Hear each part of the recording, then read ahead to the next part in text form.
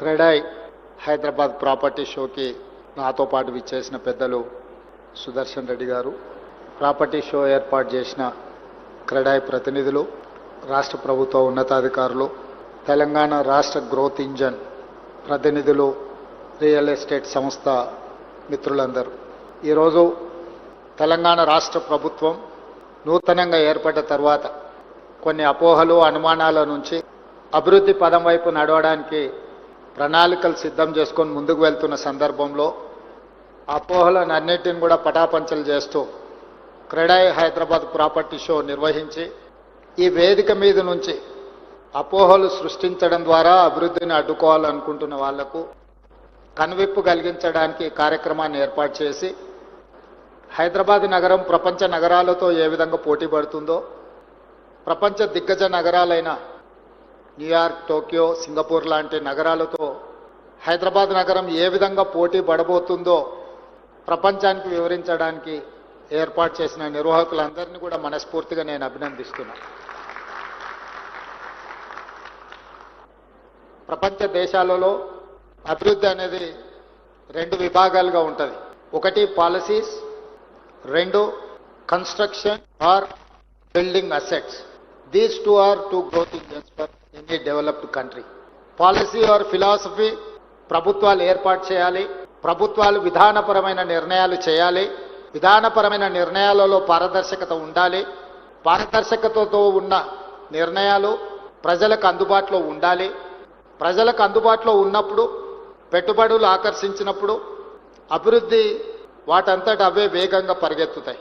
ఈరోజు తెలంగాణ రాష్ట్రం హైదరాబాద్ నగరాన్ని ఉదాహరణగా తీసుకుంటే కులీ కుతుబ్ షాయి నుంచి మొదలు పెడితే డాక్టర్ వైఎస్ రాజశేఖర రెడ్డి వరకు కులీ కుతుబ్ షాయిలు కావచ్చు, నిజాం సర్కార్ కావచ్చు, సికింద్రాబాద్ను బిల్డ్ చేసిన బ్రిటిషర్స్ కావచ్చు, హైటెక్ సిటీకి మొట్టమొదట పునాది రాయి వేసిన రాజీవ్ గాంధీ, నేదురుమల్లి జనార్దన్ రెడ్డి గారు కావచ్చు, ఆ పునాది రాయిని కొనసాగించి హైటెక్ సిటీ అని ఒక ఐకానిక్ ప్రాజెక్టు నిర్మించిన చంద్రబాబు నాయుడు గారు కావచ్చు, ఆ విధానాన్ని కొనసాగించిన డాక్టర్ వైఎస్ రాజశేఖర రెడ్డి గారు కావచ్చు.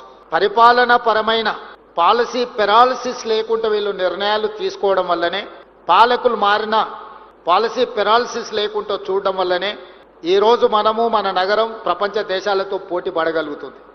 ప్రభుత్వాలు మారినప్పుడు కొన్ని అనుమానాలు ఉంటాయి. పక్క రాష్ట్రాలలో జరుగుతున్న పరిణామాల నుంచి మొదలు పెడితే నాయకుల మధ్యలో ఉన్న భిన్న అభిప్రాయాలు కొంతకాలం ఇలాంటి అనుమానాలు, అపోహలకు దారితీస్తాయి. కానీ ఒక రిచ్ కల్చర్ నుంచి వచ్చిన Telangana culture, we're not going to settle scores with our policies. If someone is having some objection, vengeance or anything, I don't mind.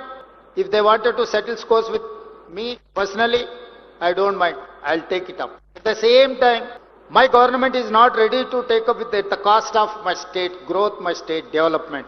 I'm there to support. I'm there to take a policy, transparent policy. I'm there to encourage investments. I'm there to support, protect your investment.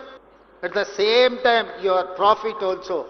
మీ పెట్టుబడులకు రక్షణ కల్పించడమే కాదు, మీ పెట్టుబడులకు లాభాలు వచ్చే విధంగా మీ వ్యాపారాలను ప్రోత్సహించే బాధ్యత మా ప్రభుత్వానిది, నాది అని చెప్పి మీ అందరికీ ఈ వేదిక మీద నుంచి నేను విజ్ఞప్తి చేస్తున్నా. పొలిటికల్ పార్టీస్కి, పొలిటికల్ లీడర్స్కి they have their own interest, they have their own priorities. I don't say it is wrong. At the same time మీరందరూ అందులో పడి అలాంటి వాళ్ళు సృష్టించే అనుమానాలకు మీరు ఊతమిస్తే అది అంతిమంగా మీ వ్యాపారానికి తీరని నష్టం అవుతుంది. అందుకే మొట్టమొదటి ప్రాధాన్యత మీకే. మీరు పోటీ పడండి, పాలసీలు అడగండి, ఇంప్రూవ్మెంట్ ఎట్లా చేయాలో చెప్పండి, మీ అనుభవాన్ని మాతో పంచుకోండి. మన నగరాన్ని ఒక గొప్ప నగరంగా తీర్చిదిద్దుకుందాం. I may not satisfy as a individual or individuals. నేను ప్రతి వ్యక్తిని సంతోషపెట్టలేకపోవచ్చు. ప్రతి వ్యక్తి ఏదో ఒక అంశంతో నా దగ్గరకు వచ్చినప్పుడు వాళ్ళు అనుకున్న మేరకు నేను సహకరించకపోవచ్చు. దానికి నాకు పరిమితులు ఉండొచ్చు. నేను మధ్యతరగతి మనస్తత్వం ఉన్నవాడిని, నేను పెట్టుబడిదారుడి ఆలోచనలు ఉన్నోని కాదు. మధ్యతరగతి వాడికి సమాజం పట్ల భయం ఉంటుంది, సమాజం పట్ల గౌరవం ఉంటుంది, సమాజం ఏమనుకుంటుందని ఆలోచన చేస్తాడు. ఉన్నంతలో సర్దుకుపోదాం, దుప్పటి ఉన్నంతనే కాళ్ళు జాపుకుందామని ఒక ఆలోచన ఉంటుంది. నేను సగటు మధ్యతరగతి ఆలోచన ఉన్న ముఖ్యమంత్రినే తప్ప కొల్లగొట్టి నిర్మాణాలు చేసుకోవాలి, కొల్లగొట్టింది విదేశాలకు తరలించుకోవాలన్న పెద్ద మనసున్నోని నేను కాదు. కానీ పారదర్శకమైన పరిపాలన కోసం పాలసీలు చేయడానికి నాకు అభ్యంతరం లేదు. I can impress with policy, I can take the challenge. నేను ఓపెన్ మైండ్తో ఉన్నాను. మీరు పాలసీ ఏమైనా చెప్పండి, ప్రజలకు ఉపయోగపడేది, మీ రంగానికి ప్రయోజనం చేకూర్చేది, తద్వారా తెలంగాణ రాష్ట్రాన్ని అభివృద్ధి పదం వైపు నడిపించడానికి, హైదరాబాదు నగరాన్ని దేశంలోనే కాదు ప్రపంచంలోనే గొప్ప నగరంగా తీర్చిదిద్దడానికి మీ ఆలోచనలు పంచుకోండి నాతో. మీరు అందరు ప్రపంచాన్ని అంతా చూస్తున్నారు. నాకు 10 ఫ్యాక్టర్స్ ఉంటాయి, కానీ మీకు only 1 factor, that is construction, that is infrastructure, mass development. Trunk infrastructure ఎట్లా చేయాలి? ఇప్పుడు నేను ఫ్యూచర్ సిటీని, భారత్ ఫ్యూచర్ సిటీని ఒక కాలుష్యమైన నగరంగా మార్చాలనుకుంటున్నప్పుడు ఆ కాలుష్యాన్ని తొలగించి ఒక బ్రహ్మాండమైన నగరాన్ని నిర్మించాలని ప్రణాళికలు వేసినప్పుడు అది 4th సిటీ లేదా అది ఫ్యూచర్ సిటీ అని నేనంటే 4 బ్రదర్స్ సిటీ అని కొంతమంది అని ఉండొచ్చు. మీరే కదా నా బ్రదర్స్, మీకోసమే నేను డిజైన్ చేస్తున్నా. Why should I care all these comments? Hyderabad నగరానికి ఆ రోజు రాజశేఖర రెడ్డి గారు ప్రతిపాదన ఇస్తే స్టక్ డౌన్ అయిన హైదరాబాద్ మెట్రోని జైపాల్ రెడ్డి గారు శాంక్షన్ ఇవ్వడమే కాదు, వైబుల్ గ్యాప్ ఫండ్ ఇచ్చి ఈ నగరానికి మెట్రోని ఇచ్చాను. మరి ఆ తర్వాత మెట్రో విస్తరించకపోవడం వల్ల ఈరోజు 9వ ప్లేసుకు పోయినాం. We have neglected 10 years. ఈరోజు మెట్రో విస్తరించనుంటే ఈరోజు మీరు చూస్తున్న ఈ ట్రాఫిక్ జామ్లకు సమస్య కొంతైనా పరిష్కారం వచ్చి ఉండేది కదా. ఈరోజు హైటెక్ సిటీ దగ్గర ఉన్న మెట్రో ఫైనాన్షియల్ డిస్ట్రిక్ట్ నుంచి నియోపోలిస్ వరకు ఎక్స్పాండ్ చేసినుంటే అభివృద్ధి జరిగి ఉండేది కదా. ఈరోజు ఇంటర్నేషనల్ కనెక్టివ్ ఉన్న ఎయిర్పోర్ట్కి ఎందుకు మెట్రో ఇవ్వలేదు? ఎందుకు డిజైన్ చేయలేదు? డిజైన్ చేసిన వాళ్ళు కూడా ఔటర్ రింగ్ రోడ్ మీద నుంచి మెట్రో డిజైన్ చేశారు. ఎవరెక్కాలి? జూబ్లీ హిల్స్లో ఉన్నోళ్ళు, బంజారా హిల్స్లో ఉన్నోళ్ళు, లేకపోతే ఇక్కడ ఉన్నోళ్ళు ఎంతమంది మెట్రో ఎక్కుతారు? ఇక్కడ నుంచి హైటెక్ మీరు ఔటర్ రింగ్ రోడ్ ఎక్కినా కూడా అదే స్పీడ్తో మీరు ఎయిర్పోర్ట్కు చేరుకుంటారు. మల్టీ యూటిలిటీ ట్రాన్స్పోర్టేషన్ అనేది హై డెన్సిటీ పాపులేషన్ ఉన్న మధ్యలో నుంచి ఉండాలి. జనసాంద్రత ఉన్న ప్రాంతాలలో మల్టీ యూటిలిటీ ఉండే ట్రాన్స్పోర్టేషన్ ఏర్పాటు చేయాలి. మనిషి అనేటోడే లేడు, మనిషి అనేటోడు కూడా రాడు. ఎందుకంటే హైటెక్ సిటీకి ఈ పక్కన ఆ పక్కన చెరువులో ఫారెస్టో ఏదో ఒకటి ఉంది, ఎవరెక్కాలి ఎవరు దిగాలి. అందుకే నేను నాగోల్ నుంచి ఎల్బీ నగర్ నుంచి ఓఎస్సీ హాస్పిటల్ నుంచి చాంద్రాయణగుట్ట నుంచి agriculture university, where I'm going to construct a high court with in 100 acres from there to Shamshabad to airport. I have redesign metro. LB Nagar నుంచి హయత్ నగర్ వరకు ఎక్స్పాండ్ చేయమని చెప్పిన మెట్రోని. Hayat Nagar is 1 more city now. Kukatpally తర్వాత పటాన్చెరు, బిహెచ్ఎల్ దాటి మెట్రో అవసరం ఉంది. లక్షల మంది అక్కడ కార్మికులు పనిచేస్తున్నారు. అక్కడికి ఎక్స్పాండ్ చేయమన్నా. హైటెక్ సిటీ నుంచి ఫైనాన్షియల్ డిస్ట్రిక్ట్ నుంచి ఈరోజు కోకపేటలో 100 కోట్లు పెట్టి ఎకరం కొనుక్కున్న మీ ప్రాంతాన్ని నియోపోలిస్కి మెట్రో ఎక్స్పాన్షన్ చేయమని చెప్పిన నేను. ఇట్లా ఎక్కడెక్కడైతే లాస్ట్ మైల్ కనెక్టివిటీ ఉందో, తక్కువ ఉందో, ఇవాళ వాటి అన్నిటినీ లాస్ట్ మైల్ కనెక్టివిటీ చేయడానికి నిరంతరం నేను ప్రయత్నం చేస్తున్నా. ఈరోజు మీ కంటోన్మెంట్ ఏరియా బాటిల్ నెక్ ఉంది. రాజశేఖర రెడ్డి గారు ముఖ్యమంత్రిని, మన్మోహన్ సింగ్ గారు ప్రధానమంత్రిగా ఉన్నప్పుడు కూడా డిఫెన్స్ ల్యాండ్స్ 1 ఇంచ్ కూడా ఇవ్వలేదు. డిఫెన్స్ వాళ్ళు 1 ఇంచ్ భూమి కూడా ఇవ్వరు. దాదాపుగా 200 ఎకరాలు ప్యారడైజ్ నుంచి బాటిల్ నెక్స్ ఇటు రాజీవ్ రహదారి వైపు కానీ అటు షామీర్పేట వైపు కానీ ఈరోజు ఎలివేటెడ్ కారిడార్లకు నేను ముఖ్యమంత్రి అయినకపోయి ఢిల్లీలో కూర్చొని నేను అనుమతులు తీసుకొచ్చిన. ఇవన్నీ కూడా మన నగరం యొక్క ప్రతిష్ట పెంచడానికి. ఈరోజు షామీర్పేట వరకు మెట్రో, ఈరోజు మేడ్చల్ వరకు మెట్రో ఎక్స్పాన్షన్కి మనం ప్రతిపాదనలు ఇచ్చినాం. షామీర్పేట, మేడ్చల్ కూడా ఈరోజు ఒక నగరం స్థాయిలో విస్తరించినాయి. వీటన్నిటిని మనం అభివృద్ధి చేసుకోవాలంటే సంకల్పం ఉండాలి, ప్రణాళిక ఉండాలి, దాంతోపాటు ప్రయత్నం ఉండాలి. ఇవాళ మొత్తం తెలంగాణలో ఒకే ఒక ఎయిర్పోర్ట్ ఉంది, శంషాబాద్. మీరు ఆంధ్రప్రదేశ్లో ఉండే 6-7 ఉన్నాయి, తిరుపతిలో ఉన్నది, రాజమండ్రిలో ఉంది, కడపలో ఉంది, విజయవాడలో ఉంది, విశాఖపట్నంలో ఉంది, ఎన్నో 6-7 ఎయిర్పోర్ట్లు ఉన్నాయి. మహారాష్ట్రలో ఒక 40 ఎయిర్పోర్ట్లు ఉన్నాయి. ఏ చిన్న రాష్ట్రానికి వెళ్ళినా 5-6 ఎయిర్పోర్ట్లు ఉన్నాయి. మరి మేధావులు 80,000 పుస్తకాలు చదివిన వాళ్ళకు తెలంగాణకు 2వ ఎయిర్పోర్ట్ ఉండాలన్న ఆలోచన కూడా రాలేదు. 2వ ఎయిర్పోర్ట్ అవసరం లేదా మిత్రులారా? మీరు చెప్పండి. నేను వచ్చిన తర్వాత అందుకే ఢిల్లీలో పోయి ఏవియేషన్ మినిస్టర్ని, ప్రైమ్ మినిస్టర్ని కలిసి 2 అదనంగా ఎయిర్పోర్ట్లకు అనుమతులు తెచ్చిన. ఒకటి వరంగల్, 2వది ఆదిలాబాద్. ఒకప్పుడు ఇతర రాష్ట్రాల నుంచి వచ్చేటోళ్ళు రైల్వే స్టేషన్కు మీ ఇల్లు ఎంత దూరం, మీ ఆఫీస్ ఎంత దూరం అని అడిగేటోళ్ళు. సొంత రాష్ట్రంలో గ్రామాల నుంచి వచ్చేటోళ్ళు బస్ స్టాండ్కు మీ ఇల్లు ఎంత దూరము, మీ ఆఫీస్ ఎంత దూరం అని అడిగేటోళ్ళు. ఇవాళ ఇతర దేశాల నుంచి వచ్చేటోళ్ళు ఏమడుగుతారు? ఎయిర్పోర్ట్ నుంచి ఎంత దూరం ఉంది మీ ఇండస్ట్రియల్ హబ్ కానీ మీ కార్పొరేట్ ఆఫీస్ కానీ ఎయిర్పోర్ట్ నుంచి ఎంత టైం పడుతుంది రీచ్ అవ్వడానికి అని అడుగుతుంది. మరి అట్లాంటి ఎయిర్పోర్ట్లు తెలంగాణకు అడిషనల్గా ఉండాల్సిన అవసరం లేదా? అనుమతులు తేవాల్సిన అవసరం లేదా? దానికి అవసరమైన నిధులు కేంద్ర ప్రభుత్వం నుంచి తెచ్చుకోవాల్సిన అవసరం లేదా? ఎయిర్పోర్ట్ వస్తే విమానం వచ్చి మా ఇంట్లో ఆగుద్దా? ఎయిర్పోర్ట్ వస్తే దాంతోపాటు మీకే అభివృద్ధి వస్తుంది, మీ ఇన్వెస్ట్మెంట్స్ పెంచుకోవడానికి ఉంది. Tier 2, Tier 3 సిటీస్ కూడా డెవలప్ అవ్వడానికి అవకాశం ఉంది. ఇండస్ట్రియల్ గ్రోత్ వస్తే ఆటోమేటిక్గా ఆదాయం పెరగడానికి అవకాశం ఉంది. మీరు ఎక్కడనో ఎత్తుకుంటూ పోయి పెట్టుబడులు పెట్టేది ఎందుకు? మీ పెట్టుబడులు ఇక్కడ పెడితే మీ పెట్టుబడులే రెండింతల ఆదాయాన్ని తెచ్చిపెడతాయి కదా. దానికోసమే కదా ఈరోజు మెట్రో అనుమతులు అడిగినా, ఎయిర్పోర్ట్ అనుమతులు అడిగినా, రీజనల్ రింగ్ రోడ్ అనుమతులు అడిగినా, రీజనల్ రింగ్ రైల్ అనుమతులు అడిగినా, ల్యాండ్ లాక్ స్టేట్, మనకు పోర్టు లేదు. ఈ దేశంలో అన్ని రాష్ట్రాలకు దాదాపు ఏదో రకంగా పోర్టులు ఉన్నాయి. మీకు ఏ వైపు నుంచి వెళ్ళినా కూడా నాట్ లెస్ దాన్ 300 కిలోమీటర్స్ మీరు ఎక్కడికి చేరలేరు. అందుకోసం మనకు ఇండస్ట్రియలైజేషన్ ఆగిపోయింది. ఆటోమొబైల్ ఇండస్ట్రీ రమ్మంటే పోర్ట్ ఎంత దూరం ఉందని అడుగుతున్నారు. జపాన్లో మేము ఎవరితో మాట్లాడినా, టయోటా, హోండా, ఏ కంపెనీతో మాట్లాడినా వాళ్ళు పోర్ట్ కనెక్టివిటీ అడుగుతున్నారు.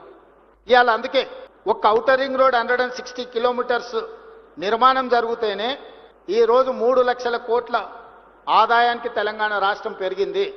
అందుకే కేంద్ర ప్రభుత్వంతో మాట్లాడి ఆగిపోయిన regional ring road 360 kilometre regional ring రోడ్తో పాటు all along with regional ring road, regional ring rail కూడా మనం ఈరోజు ప్లాన్ చేసుకున్నాం. కేంద్ర ప్రభుత్వం అనుమతి ఇచ్చింది. ఈరోజు ఔటర్ రింగ్ రోడ్ నుంచి రీజనల్ రింగ్ రోడ్కు రేడియల్ రోడ్స్ ఇప్పటి దగ్గర మిత్రులు చెప్తున్నారు, సార్ మీరు ఔటర్ రింగ్ రోడ్కి బోత్ సైడ్స్ మనము 1 కిలోమీటర్ కారిడార్స్ పెట్టుకున్నాం, దానికి మీరు రేడియల్ రోడ్స్ లేకపోతే ఈ రోడ్లను వేయాలని.